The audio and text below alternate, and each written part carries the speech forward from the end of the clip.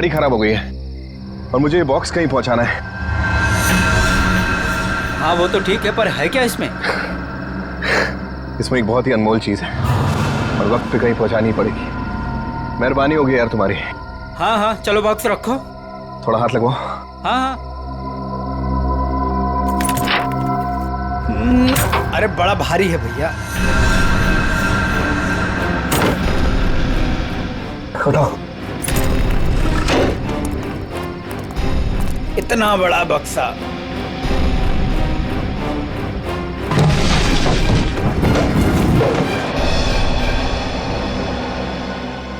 ये एड्रेस है, इस बक्से को इस जगह छोड़ देना। क्या मतलब है, आप नहीं आ रहे हो? एक मिनट, ये कुछ पैसे रखो, इसे सही जगह पहुंचाओ। बक्सा उतारिए। हाँ? मैंने कहा ना बक्सा उतारिए। अरे मुझे नहीं करनी आपकी मदद। अरे बेवकूफ समझा आपने? हाँ, बक्से में क्या है क्या नहीं है। तुम ये सब रखो यार, लेकिन टाइम पे बक्सा जिस एड्रेस पे बोला है वहां पहुंचा देना। हाँ देखिए मेरी एक शर्त है, बक्सा खोल के देखूंगा मैं। अरे क्या है क्या नहीं है इसमें। सुन मेरी बात सुन, मेरी नौकरी चली जाएगी, इसे मैं नहीं खोल सकता। बस पास में तो जाना है, प्लीज लेके जाओ ना यार। ठीक है भाई, भरोसा करता हूं मैं। इंसान इंसान के ही काम आता है।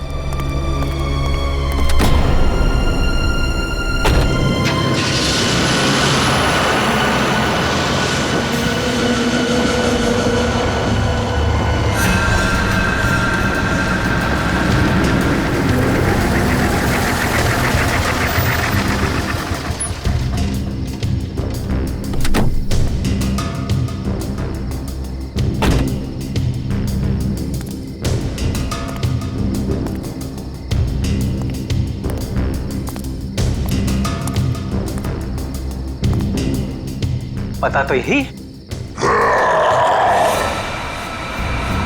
कैसी चीख। अपने को क्या, बक्सा यहीं उतार के चलता।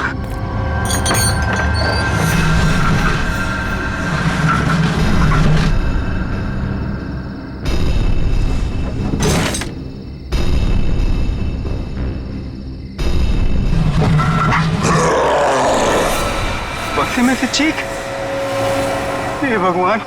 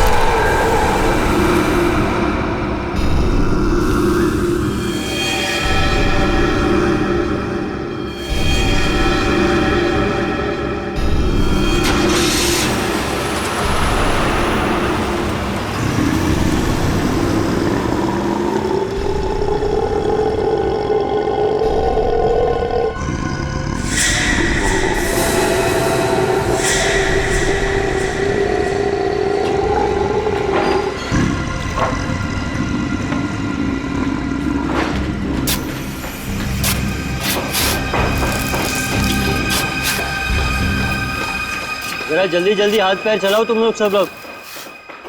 15 दिन में ये बिल्डिंग पूरी करके देनी है हमें, वक्त नहीं है हमारे पास। और सोनू, तू इतना सुस्त क्यों है? खाना वाना नहीं खाता क्या? चल जल्दी काम कर। कौन है वहां पे? मैंने पूछा कौन है वहां पे? अभी तो बिल्डिंग का काम भी खत्म नहीं हुआ है और अभी से बिल्डिंग टूटने लगी। सोनू जरा देख तो।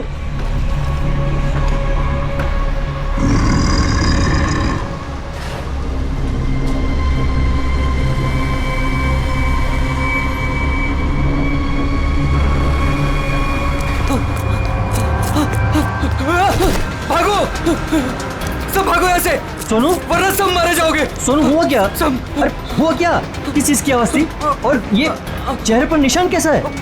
पट्टियों वाला मुर्दा। मुर्दा? मुर्दा उर्दा कुछ नहीं होता है, ये जरूर कोई चोर और घुसाया होगा। एक काम करो, सब लोग मेरे साथ चलो, चलिए मेरे साथ।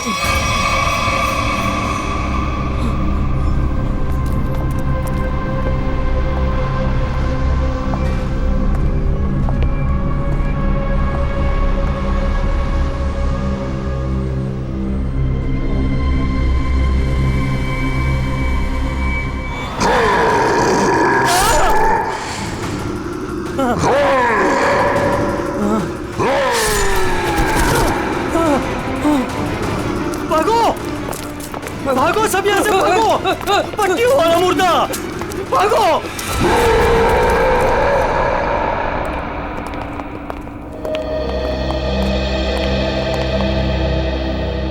सर, मैंने और मजदूरों ने मिलकर एक फैसला किया है। कैसा फैसला? कि हम आपकी बिल्डिंग में अब काम नहीं करेंगे। तो क्या बकवास कर रहे हो तुम? सर, लगता है आपकी नजर कमजोर हो चुकी है, इसलिए मेरे चेहरे पर ये निशान आप देख नहीं पा रहे। ये हाँ, शराब पी के झगड़ा किया होगा। सर, ये उस आत्मा की देन है जो आपकी बिल्डिंग में है। आत्मा? क्या बकवास कर रहे हो तुम? हाँ? जानता था, मैं जानता था कि आप मेरी बातों पर विश्वास नहीं करेंगे, इसलिए मैं साथ में सोनू को भी लाया हूं। सोनू,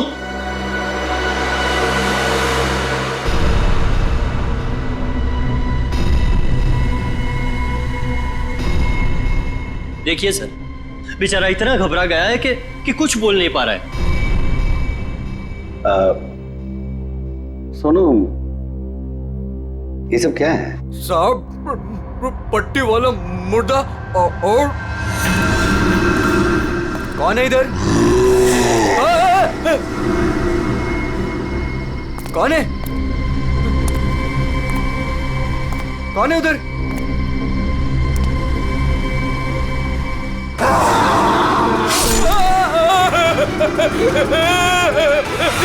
मुझे लगता है कि तुम सब लोग काम कम और नशा ज्यादा करते हो, तभी ऐसी बहकी बहकी बातें कर रहे हो। सर, अगर हमारी बातों पर यकीन ना हो तो कोई दूसरे मजदूर रख के क्यों नहीं देख लेते?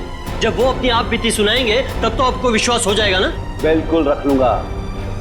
इस शहर में मजदूरों की कोई कमी नहीं है। इस शहर में काम की भी कोई कमी नहीं है।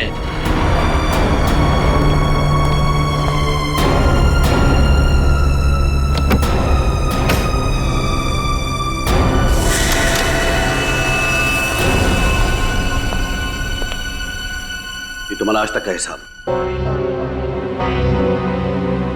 और एक बात याद रखना कि इस बिल्डिंग पर मेरे और मेरे इन्वेस्टर्स के करोड़ों रुपए लगे हैं। अगर तूने बाहर जाकर इस बिल्डिंग के बारे में कोई बकवास की या कोई झूठी अफवाह भी फैलाई तो फिर मुझसे बुरा कोई नहीं होगा। दिनेश, पैसे कोई पेड़ पे नहीं उगते, समझे? हाँ, और हम तुम्हारे फाइनेंसर हैं, कोई एटीएम मशीन नहीं कि जब दिल में चाहा कार्ड डाला और पैसे ले लिए। देखिए, आप लोग बेवजह भड़क रहे हैं। बेवजह? तुमने कमिटमेंट किया था, अब तक बिल्डिंग तैयार हो जाएगी, क्या हुआ? हाँ, चंदू, मैं बिरयानी बना रहा हूँ, कोई 2 मिनट में बनने वाला बर्गर नहीं। जब आप लोग बिल्डिंग की क्वालिटी देखेंगे तो आप लोगों को खुद ब खुद ये एहसास हो जाएगा कि आप लोगों का पैसा बिल्कुल सही जगह लगा है। हाँ, पता चल रहा है कि इन्वेस्टमेंट कहाँ पर हो रहा है। वैसे काफी अच्छी पार्टी थी आपने अपने शादी के सालगिरह की। और नताशा, एक्सक्यूज मी, आप सॉरी सर, मैं आप लोग को तो अपनी फ्रेंड से मिलवाना ही भूल गई। Meet come. She is Tina, Swati. बस हमें किसी से नहीं मिलना। दिनेश, इस बार अगर तुमने जबान पलटी ना, 15 दिन मतलब 15 दिन, दैट फाइनल। हाँ, 15 दिन पक्का। और हाँ, 15 दिन से ज्यादा हुआ ना तो तुम्हारा घर और भाभी जी के गहने बेच करके अपने पैसे हम लोग वसूल लेंगे, समझा? अरे पक्का कहाँ? दिनेश सुनो ना। एक्सक्यूज मी, आपकी भाभी बुला रही है। मन से, एक्सक्यूज मी। जल्दी आइए ना। क्या है? दिनेश देखिए ना, मार्केट में नया हार आया है, आप कभी लेकर देंगे मुझे ये? बस हार और गहने, इन चीजों के अलावा तुम्हारे लिए और कोई चीजें इंपॉर्टेंट है ही नहीं। पति जिए या मरे तुम्हें कोई फर्क नहीं पड़ता। मन तो करता है कि तुम्हारा गला दबा दूं। क्या बात है पापा, आप मम्मी पर इस तरह से क्यों चीख रहे हैं? मैंने सिर्फ सालगिरह का तोहफा मांगा था और ये ऐसे कर रहे थे मुझ पर। आशा, ये जो तुम्हारे ठाट बाट और ऐशो आराम है ना, वो केवल इसीलिए है क्योंकि तुम्हारा ये पति दिन रात गधे की तरह काम करता है। पापा, अगर आपके पास इतना ही पैसा है ना तो थोड़ा हम पर भी खर्च कर दो प्लीज। पहले तो आपने फ्लैट देने के लिए भी मना कर दिया, और अब जब मम्मी ने आपसे एक छोटा सा हार मांगा तो उसमें भी आपको दिक्कत है। तुम दोनों नालायक बच्चों को तो मैं कुछ दूंगा नहीं, और तुम लोग मेरे घर में रहते हो, इसी बात से खुश रहो।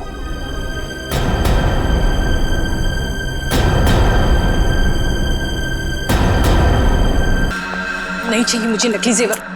जिंदगी भर मुझे नकली जेवर ही दिए हैं। एक छोटा सा हीरे का हार ही तो मांगा था मैंने।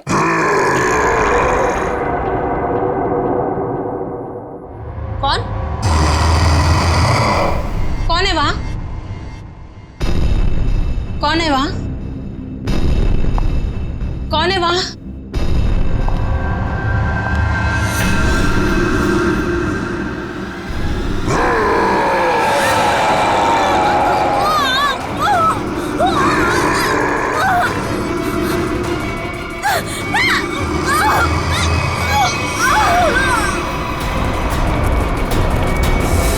आशा, आशा, आशा, क्या मम्मी?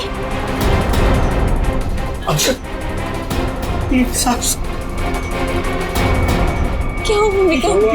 मर गई।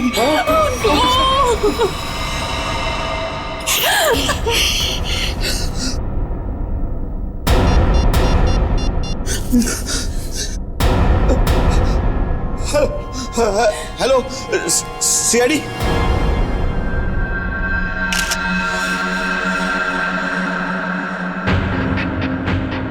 ये निशान देखा गले में? हाँ सर, लगता है काफी जोर से गला दबाया खूनी ने। ये जो नेकलेस है ना, इससे पकड़ के घसीटा है, तभी निशान इतने गहरे हैं। शायद बिल पाइप के टूट जाने से मौत हो गई इनकी।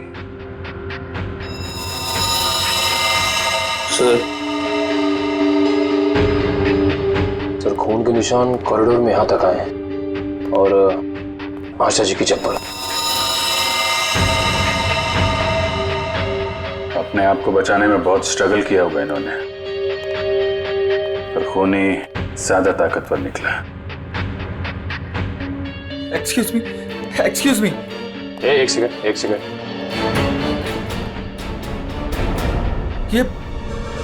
ये सब कैसे हो गया सुलेखा? आज तो इतना शुभ दिन था, शादी के सालगिरह वाले दिन। आपकी तारीफ? जी मैं सुलेखा का हस्बैंड। अच्छा, तो आशा जी आपकी सास थी? जी। सास ससुर की एनिवर्सरी पार्टी में आप काफी लेट नहीं आ रहे हैं? वो बिजनेस मीटिंग में फंस गया था, इसलिए लेट हो गया। बस अभी अभी पहुंचा हूं। ठीक है, इधर आ जाइए आप। दिनेश जी, आपको किसी पे शक है? कौन कर सकता है ऐसा काम? सर, मेरी वाइफ की किसी से कोई दुश्मनी नहीं थी। सर, मैं यही कह रहा हूँ कि दिनेश ने खुद ही अपनी बीवी का फोन करवाया है। सर, हमने इसका झगड़ा सुना था। ये अपनी बीवी से कह रहा था कि मैं तुम्हारा गला दबा दूंगा। पति जिए या मरे, तुम्हें कोई फर्क नहीं पड़ता। मन तो करता है कि तुम्हारा गला दबा दूं। तो बकवास कर रहे लोग। अगर मैंने गुस्से में कुछ कह दिया तो इसका मतलब ये तो नहीं ना कि मैं सचमुच वो कर दूंगा। वैसे ऐसा हुआ क्या था कि आपको इतना गुस्सा आ गया कि आपने गला दबाने की धमकी दे दी, वो भी शादी की सालगिरह वाले दिन? सर, इसकी वजह भी ये लोग ही है। ये मेरे इन्वेस्टर्स हैं, अब मुझे एक एक पाई ऐसे देते हैं जैसे मुझ पर एहसान कर रहे हैं। तुम लोगों की मैं एक एक पाई चुका दूंगा, वो भी ब्याज सहित, समझे? तो दे दो ना। एक मिनट, बिजनेस की बातें मत कीजिए। यहाँ पे खून हुआ है।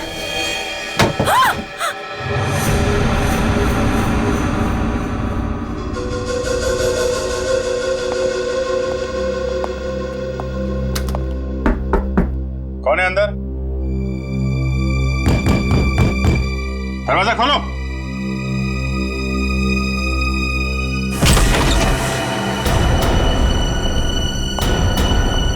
ओह माय गॉड, कौन है ये? सुनिए। छोटो, कौन हो तुम हैं? और यहाँ क्यों चुप के बैठी हो? मुर्दा पट्टियों वाला मार डालेगा। सर डरी हुई है, ऊपर से जख्मी भी। आप देखो, आप बिल्कुल घबराइए मत। हम लोग सीआईडी से हैं। आपका नाम क्या है? कोमल। कोमल? कोमल, आप यहाँ क्यों चुप के बैठी थी? वो पट्टियों वाला मुर्दा बाहर घूमते हुए देखा। पट्टियों वाला मुर्दा? जैसे मैं यहाँ से बाहर निकली तो पट्टियों वाला मुर्दा बाहर था। अच्छा ठीक है, तुम वो जो भी पट्टियों वाला मुर्दा था उसका स्केच बनवा सकती हो? हाँ। Very good. स्केच आर्टिस्ट को बुलवाओ और इस घर का कोना कोना छान मारो, देखो खूनी के बारे में कुछ सुराग मिलता है क्या। जाओ।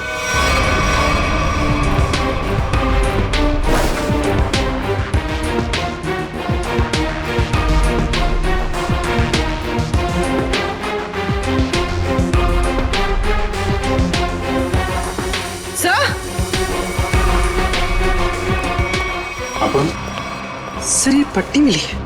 क्या? यहाँ पर। कोमल ने देखा पट्टी वाला मुर्दा और यहाँ पे पट्टी का टुकड़ा मिला।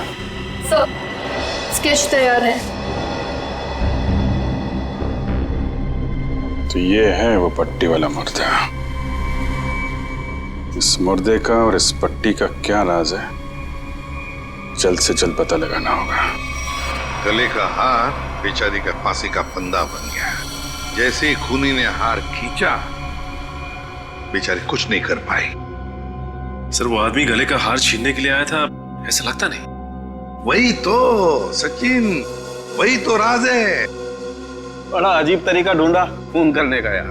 हाँ जयवंती, डॉक्टर साहब को जरा स्केच दिखाओ। Yes sir. ये देखिए सर, ये मम्मी की ड्रेस है। मम्मी मतलब माँ? मम्मी नहीं प्रेडी, मम्मी। हजारों साल पहले जब इजिप्ट में राजा महाराजा मर जाते थे तो उनकी बॉडी को एम्बाम कर दिया जाता था। अलग अलग तरीके की सीक्रेट्स, दवाइयां, मरहम, बाम वगैरह लगा दिया जाता था उनकी बॉडी पर और बाद में इन पट्टियों से उसे ढक दिया जाता था। इससे मम्मी सड़ती नहीं थी। मर गए मतलब हजारों साल पुरानी लाश यहाँ पे आ गई और एक के बाद एक खून कर रही है। तो शायद अगला खून तुम्हारा होगा। मेरा हो गया, अब चुपचाप खड़े रहो। और एक बात ध्यान में रखो, मम्मी कभी सड़ती नहीं है और ना मम्मी कभी जिंदा होती है। अच्छा सर, ये जो पट्टी का टुकड़ा हमारे हाथ लगा है, कहीं ऐसा तो नहीं कि ये खूनी के साथ हाथापाई के दौरान आशा जी के हाथ आ गया? नहीं, ऐसे नहीं हुआ।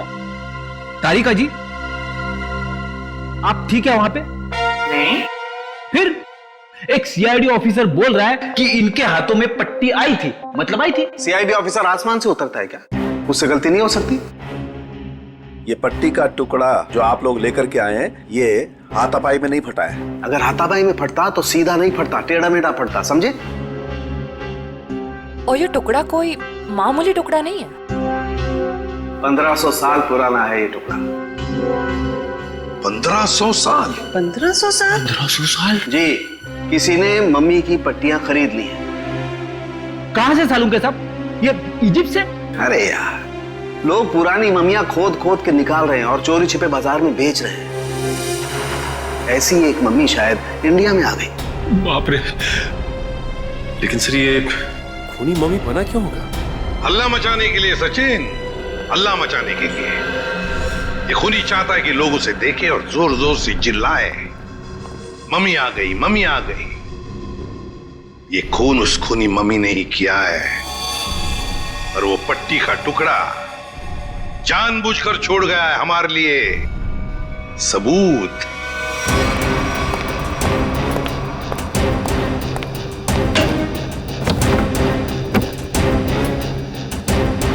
आज तो मैं इस मम्मी का काम तमाम कर दूंगा।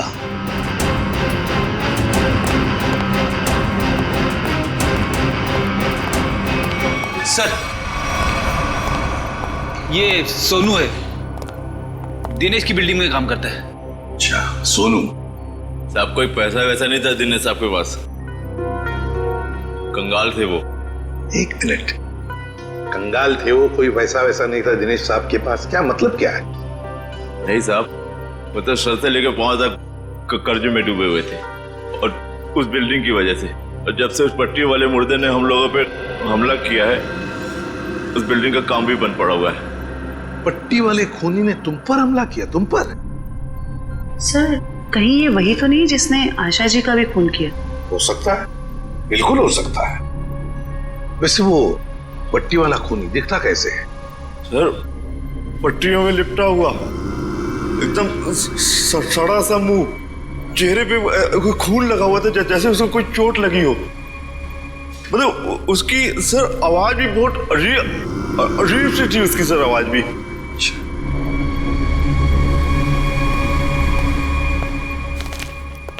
एक मिनट,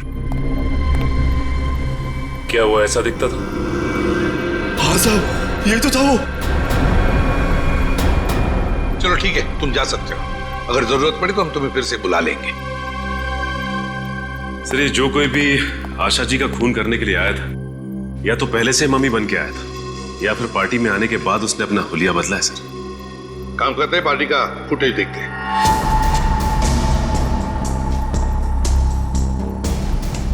एक मिनट पॉज करो। ये देखो, ये है ना महेश, आशा जी की बेटी सुलेखा का पति महेश। हाँ सर, लेकिन ये तो कह रहा था कि आशा जी की मौत के बाद आया था ये पार्टी में। झूठ बोला हमसे, वो झूठ बोला। जयवंती सर, फोन करके बुला लो उसे अभी, इसी वक्त।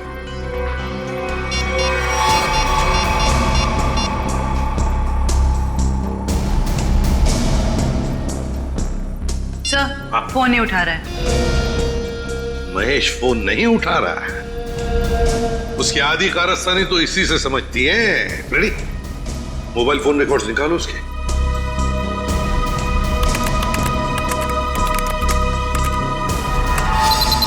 सर, ये रहे महेश के फोन कॉल रिकॉर्ड्स।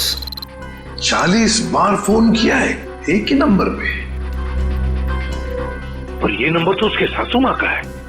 सर, सासू माँ से इतना ज्यादा लगाव?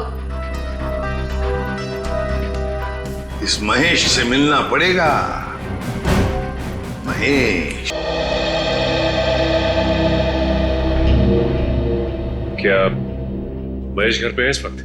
नहीं सर, महेश जी तो अभी घर पे नहीं है। लेकिन प्रॉब्लम क्या है सर?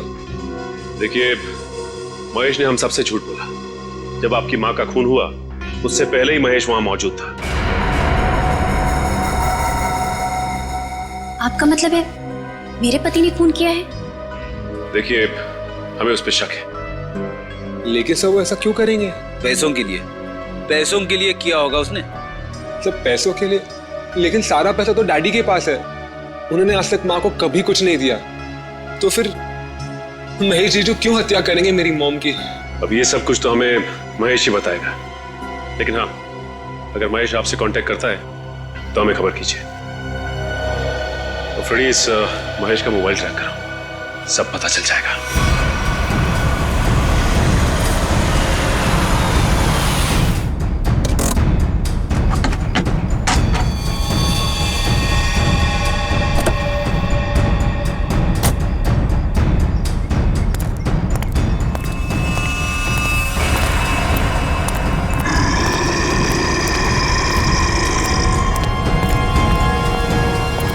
आज ये पट्टियों वाला मुर्दा मिल जाए बस।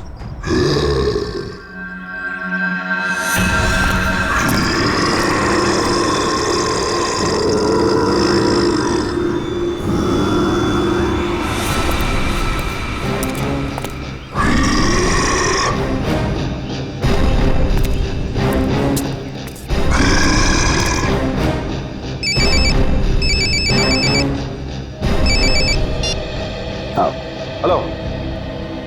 हाँ हाँ जीतू भाई, हाँ आपके लिए खुशखबरी है। हाँ जी, बिल्डिंग का काम बहुत जल्द शुरू होने वाला है। कोई मजदूर वहाँ काम करने को तैयार नहीं है। क्या तुम वहाँ का सारा काम खुद करोगे? नहीं जीतू भाई, मैं उस वजह को ही खत्म कर दूंगा जिसके कारण सारे मजदूर डरे हुए हैं। आज उस पट्टी वाले मुद्दे का दी एंड है। मैं आपको बाद में फोन करता हूँ।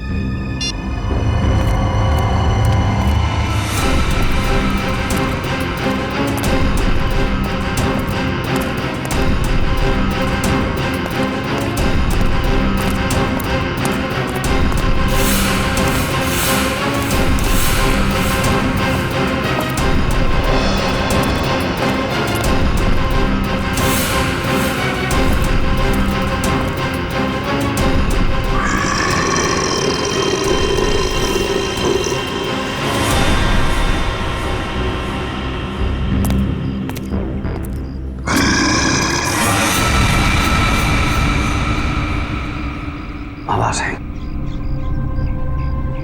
यहीं से आवाज आई, पट्टियों वाले मुर्दे, आज तू बचेगा नहीं, आज तुझे छोड़ूंगा नहीं मैं। गोली मत चलाना। तो तू ही ये सब कुछ कर रहा है और तूने ही आशा को भी मारा। नहीं, मैं ऐसा क्यों करूंगा? मैंने नहीं मारा, मैंने नहीं मारा। तू यहाँ क्या कर रहा है? मैं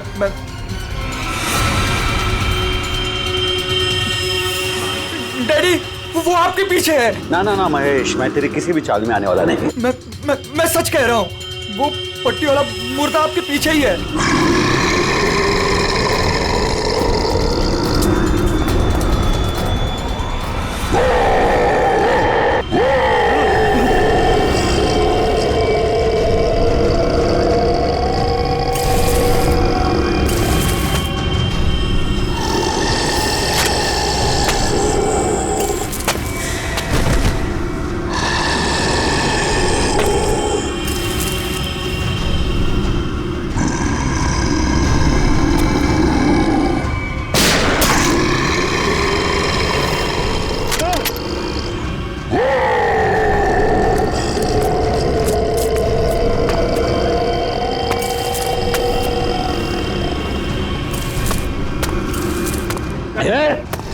देखो भाई, तू मुझे माफ कर दे, मुझे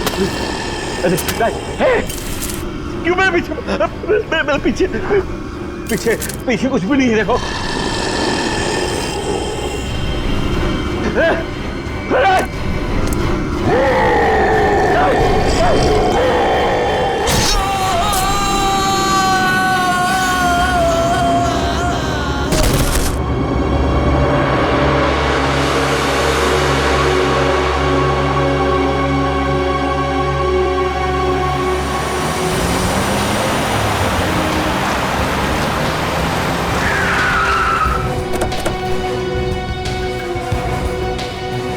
सर, मोबाइल कंपनी वालों से पता चला है कि ये दिनेश का मोबाइल भी यहीं पे है। इससे पहले महेश दिनेश को नुकसान पहुंचाए, हमें उसे बचाना होगा। अरे सर, दिनेश, चलो देखते हैं।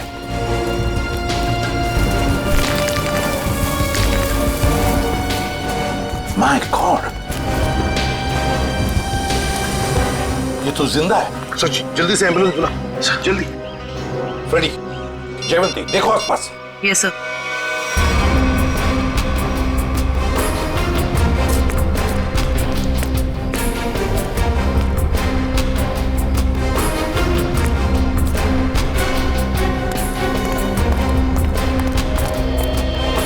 महेश सर। हाँ फ्रेडी, क्या हुआ? सर, महेश बेहोश है। महेश, महेश, सर। हाँ, ये गन पड़ी हुई थी यहाँ पे। सर, हम तो सोच रहे थे कि इन सब के पीछे ये महेश है, लेकिन ये तो खुद ही बेहोश पड़ा है। हाँ, ये तो महेश के होश आने के बाद ही पता चलेगा कि ये सब किसका किया कराया है।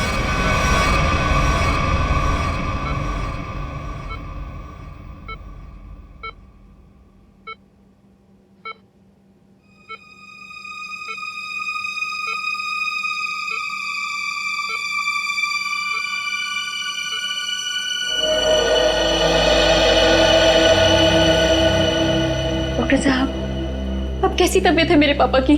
फिलहाल इनकी तबीयत नाजुक है, अभी कुछ भी कहना मुश्किल है। 48 घंटे ऑब्जर्वेशन में रखेंगे, फिर देखते हैं क्या करना है। Okay, excuse me. मैं कभी सोच भी नहीं सकती कि मेरा पति इतना घिनौना मुजरिम निकलेगा। पहले तुमने मेरी माँ को मार दिया और अब मेरे पापा पे तुमने हमला किया। ये तुम क्या कह रहे हो सुलेखा? तो मैंने ऐसा कुछ भी नहीं किया है, मैं निर्दोष हूँ, बेकसूर हूँ। मैं हर मुजरिम यही कहता है कि उसने कुछ नहीं किया, वो निरपराध है। लेकिन सारे सबूत उसी आदमी की तरफ उंगली उठाकर कह रहे हैं कि ये इस आदमी ने किया है, और वो आदमी है तुम। लेकिन सर आपके पास ऐसा कौन सा सबूत है जो ये साबित करता है कि खून मैंने किया है? एक हो तो बताए। सबसे पहले तो तुमने हमसे झूठ बोला कि तुम पार्टी में देर से गए, लेकिन सीसीटीवी फुटेज साफ साफ दिखा रही है कि तुम पार्टी में पहले ही मौजूद थे, आशा जी की मौत से पहले। सबूत नंबर 2, 3 दिनों में 40 फोन किए तुमने आशा जी को, जबकि तुम उन्हीं के घर में रहते थे। इतने सारे फोन कॉल करने की वजह? और जिस वक्त क्राइम सीन पर दिनेश जी मिले उस वक्त सिर्फ एक ही आदमी मौजूद था, वो तुम थे। मैं डर गया था सर, डर गया था। दरअसल बात यह है सर कि मैं नया बिजनेस चालू करना चाहता हूँ और जिसके लिए मुझे पैसों की जरूरत थी और मैं चाहता था कि वो पैसे मुझे सासू माँ जी दे दे। बस सर इसीलिए मैं उन्हें बार बार कॉल कर रहा था और कोई वजह नहीं है सर। तो इनके कहने का मतलब है कि ये पार्टी में पैसे मांगने के लिए गए थे आशा जी से, है ना? हाँ सर, उस दिन मैंने देखा कि ये लोग बिजनेस के लिए मुझे पैसा नहीं दे रहे और सासू माँ को लाखों करोड़ों के गहने दिए जा रहे। और तुमने गुस्से में आकर मार डाला आशा जी को? नहीं, मैंने उन्हें नहीं मारा। मैंने कहा ना, मैं उनसे पार्टी में बात करने ही गया था, पर मेरे बात करने से पहले ही उनका मर्डर हो चुका था। नहीं महेश जी, कौन विश्वास करेगा तुम्हारी इन बातों पर?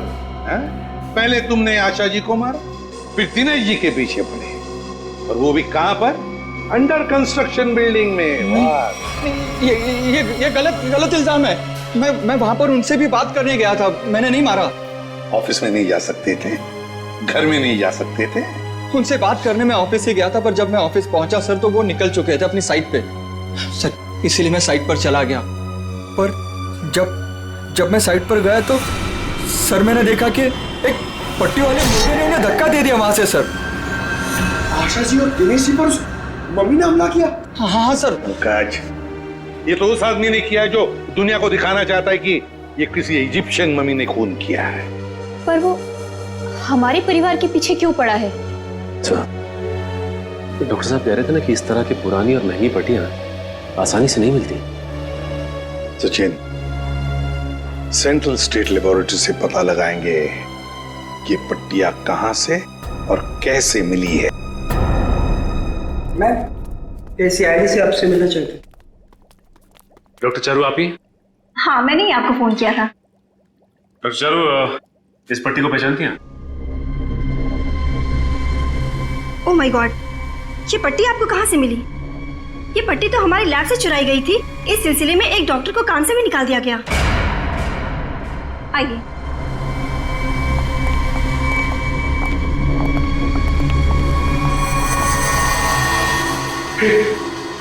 ये तो वही मम्मी है ना जो इजिप्ट में होती है।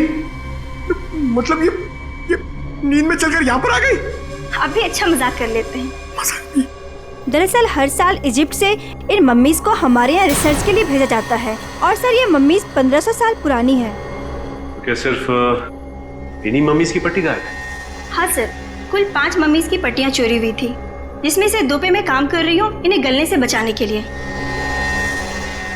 अच्छा, आप कह रही थी ना कि एक डॉक्टर को काम से निकाल दिया गया पट्टी चुराने के इल्जाम में, उसकी डिटेल मिल सकती है हमें? हाँ सर, देती हूँ।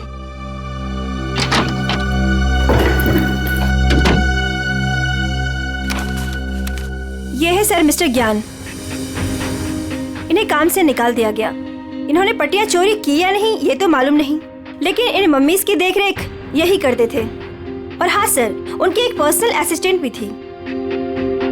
इनकी असिस्टेंट का कोई फोटो, नंबर या एड्रेस है आपके पास? वो उनकी पर्सनल असिस्टेंट थी, इसलिए हमारे पास उनकी कोई डिटेल्स नहीं है। सर, 5 मम्मीज की पट्टियां गायब है और खूनी खुद मम्मी बनकर दिनेश के परिवार के पीछे पड़ा है। हाँ बोली, ये खूनी दिनेश के ऊपर दोबारा हमला करेगा। क्या हुआ डॉक्टर? आप पापा को इतनी अचानक से क्यों शिफ्ट कर रहे हैं? देखिए, इनकी हालत पहले से ज्यादा बिगड़ गई है। अगर इन्हें आरजे हॉस्पिटल भर्ती नहीं कराया गया तो इनका बचना मुश्किल हो जाएगा।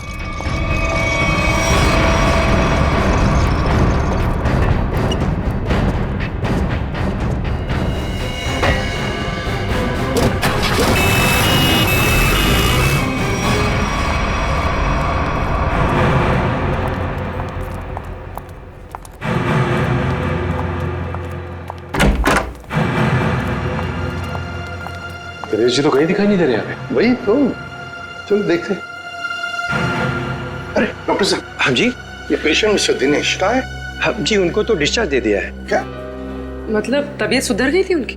नहीं, तबीयत तो नाजुक ही थी, पर उनके परिवार वालों को शायद भरोसा नहीं था कि उनका यहाँ अच्छा इलाज होगा। तो उन्होंने दूसरे डॉक्टर को फोन किया और वो यहाँ से दूसरे हॉस्पिटल ले गए। कौन से hospital? RG hospital. RG hospital, उसका नंबर तो होगा ना यहाँ पर? हाँ जी, रिसेप्शन पे होगा। चलिए आइए बात करा देता हूँ।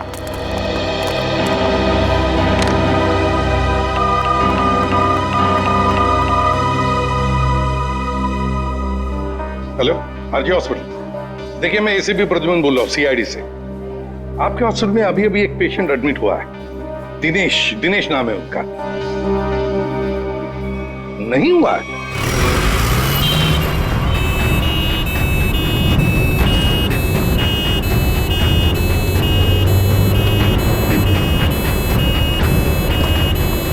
काम हो गया बॉस, तीर कमान से निकल चुका है। आप निशाना तैयार रखो।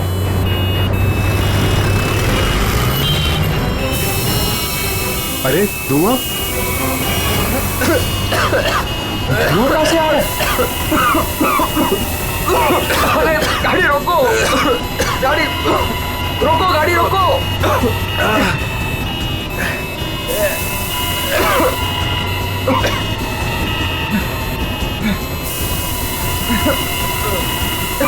धुआं बढ़ते ही जा रहा है ये।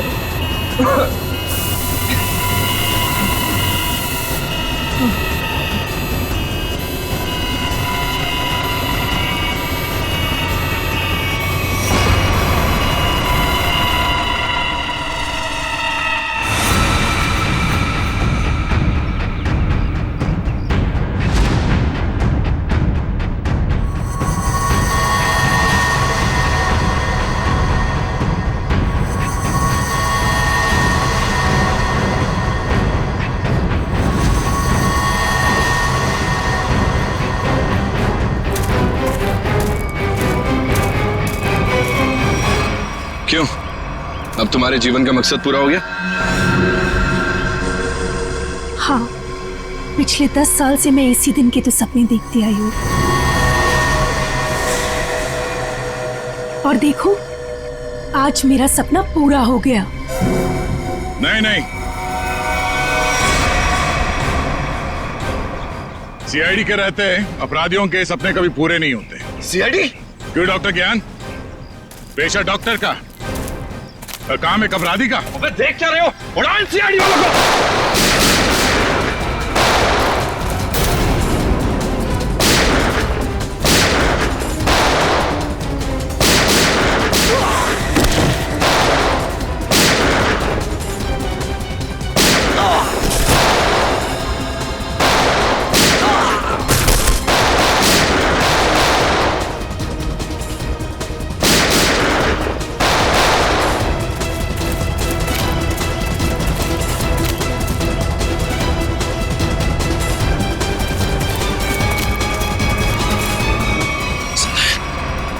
सब बेहोश है, इनको होश में आना पड़ेगा।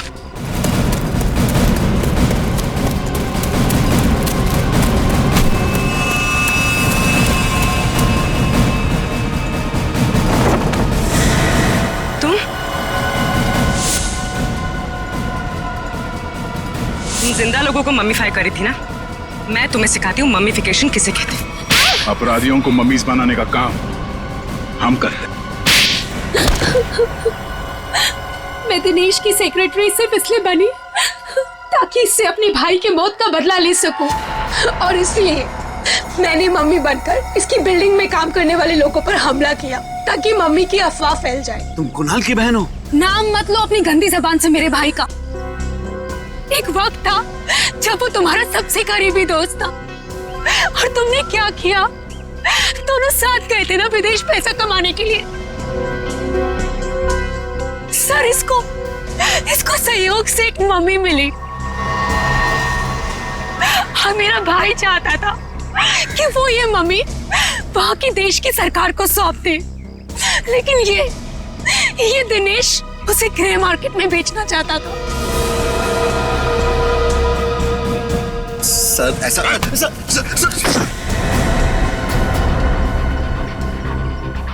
जब कुणाल ने कहा कि वो पुलिस के पास जाएगा तो मैंने उसे मारकर जमीन में गाड़ दिया और मम्मी बेचकर अमीर बन गया। वाह, बहुत अच्छा काम किया तुमने। पैसों के लालच में तुमने दोस्ती को जमीन में गाड़ दिया। मुझसे गलती हो गई सर, मुझे माफ कर दीजिए आप। अब ये तो समझ में आ गया कि तुमने नताशा को नौकरी पे इसलिए रखा क्योंकि तुमने कुणाल की बहन को देखा नहीं था। अगर ये बात समझ में नहीं आई कि डॉक्टर ज्ञान इस सब में तुमने इसका साथ कैसे दिया? मैंने ये सब पैसे के लिए किया। पैसों के लिए अपराध के दलदल में कूद गए तुम। और नताशा, तुम्हें पता कैसे चला कि तुम्हारे भाई का खून इस दिनेश ने किया? जब कई दिनों तक भैया की विदेश से कोई खबर नहीं आई तो मैं उनका पता लेने के लिए इसके घर गई थी और वहां मैंने सुना कि अपनी बीवी को बता रहा था कि किस तरह इसने मेरे भाई का खून कर दिया और उसे जमीन में गाड़ दिया। आशा ये सब पहले से जानती थी और इसलिए मुझे उसको मारने का कोई पछतावा नहीं है। पछतावा होगा, तुम सबको बहुत पछतावा होगा जब कानून तुम्हें कड़ी से कड़ी सजा सुनाएगा, चाहे फांसी।